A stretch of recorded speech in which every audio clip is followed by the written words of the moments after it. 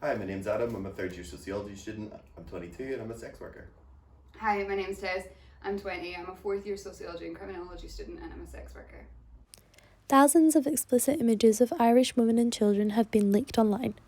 Some of the content was from OnlyFans. The rest was revenge porn or child pornography, which was leaked from data files. I interviewed two sex workers about their opinions on the leak and the controversy behind OnlyFans as a website. Is OnlyFans more ethical than Pornhub? I think it's quite a lot more ethical just due to the likes of the content that is actually created. So if you've got a certain subscriber that's into a particular kind of kink or fantasy, we can provide that safely, both from our standpoint and from the subscribers. So if the subscriber doesn't know how to implement it properly, it saves them getting hurt, anyone else getting hurt. Whereas we can provide that fantasy and kink from the safety of our own kind of zone.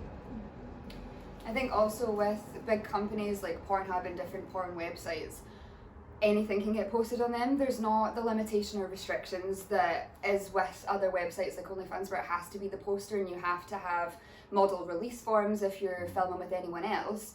Whereas these big websites, anyone can upload anything. So there is cases of child pornography, abuse, sexual assault and stuff like that that is posted there and is made revenue off of. And there's no regulations to take it down. Yeah, so with the likes of OnlyFans, we're age verified and everything like that. So there's no risk of the likes of child pornography. Yeah. Which generation do you think are more accepting of OnlyFans?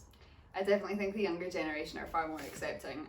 Don't get me wrong, they still hold a lot of stigma, and I think I've encountered a lot of negative viewpoints from a lot of people our age, and it's kind of surprising sometimes because I'm like, oh, we're meant to be like the woke generation, like come on, like we're meant to millennials, but then it's also like some people are so acidic with what they say and like really like aggressively horrible with it.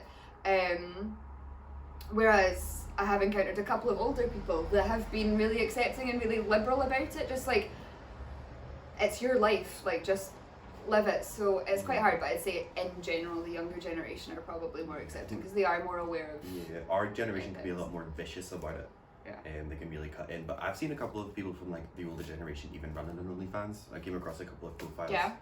And especially like what you said about them being a lot more open and liberal about it. They'd be like, look, you do you, it's your body, you know what you're doing, just be safe kind of standpoint. It's like they've lived a lot of their lives and they realise that it really doesn't affect it that much. That it's still a job at the end of the day, and if you enjoy the profession, you enjoy the profession. Yeah. So there are people that understand it a lot more, that have lived through it and are still in the industry, and they have been for years. So yeah, that's really good. But yeah, definitely the younger generation are more willing to accept it, probably. The most recent leak would be the Irish women and girl leak. So there was essentially a server made up from about 5 to 10 men that put efforts into collaborating files and pictures and videos from OnlyFans, from Patreon, from Discord, so multiple different servers. But it contained over 6,000 photos and videos of young Irish women, girls and children, so there was child pornography on it as well. The issue with that one is, sadly, in sex work there's not much support that comes with leaks, and that comes with that people kind of just think it's part of the job. It's like you put that content out there, oh, it's going to get spread, when that's not the case. Like it's still a service. The issue with that one was that OnlyFans and the Irish government actually don't have any laws in place against revenge porn and against redistribution of content, and especially like unsolicited images. So the issue with that is that even their government can't help these Irish women and girls that are basically as revenge porn getting posted all over the internet, on top of the fact that there's children and child pornography in amongst all of the servers, which is, it's just horrific. Despite OnlyFans having numerous upsides, the several leaks the website has encountered show some flaws, especially when considering the new Irish leak.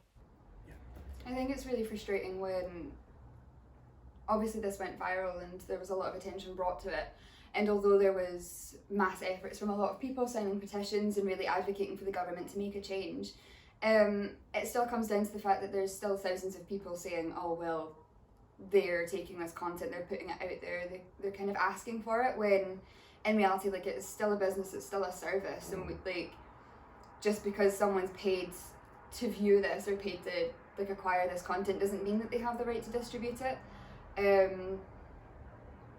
So it's really frustrating when the attitudes towards it are still, oh well, they deserve it.